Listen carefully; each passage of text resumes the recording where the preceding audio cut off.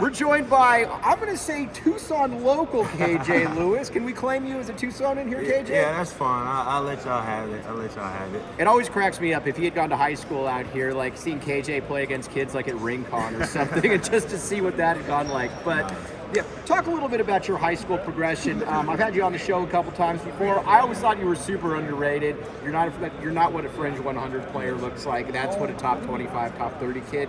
You have eyes. You know when you're going against people. Was it frustrating feeling that you were a little bit underrated? It had to be honest. No, it was definitely frustrating just to see, some of the guys I competed against, like, especially at Duncanville, competing against them almost day in and day out, and the numbers I put up against what they would put up, it kind of just made no sense.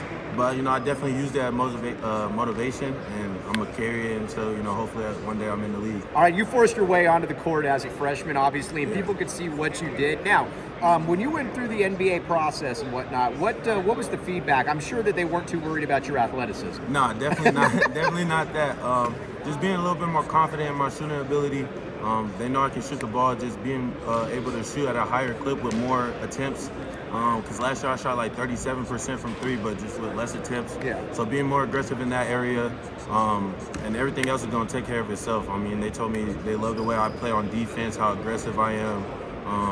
The playmaking skills I have for others, and just being a little bit more aggressive on shot attempts and making the right shots and knocking down open ones. All right, let's talk about the Big 12. Gone are the days of Cal and Stanford. Now you got Kansas, Iowa State, etc. You got to be pretty excited about that going into this conference. Definitely super excited. I'm a Texas kid, in and out.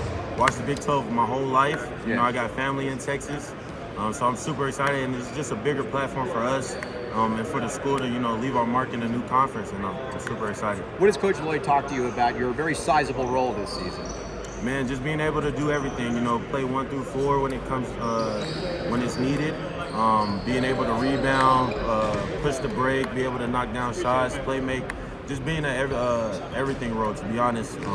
And I'm embracing it and being a leader. I think that's probably the biggest thing he's told me so far is being a better leader, and that's something I'm trying to get better at. All right, defensively, you've got all the tools to be a shutdown guy. You're going to be going against some of the best wings in the country early on. Let's talk a little bit about your defense.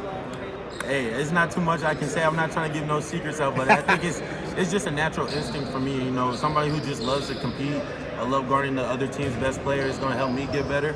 And I look forward to taking any challenges. Like, no matter what, I've never been a kid to back down from anything. And I think the Big 12 is a great, especially in our non-conference too.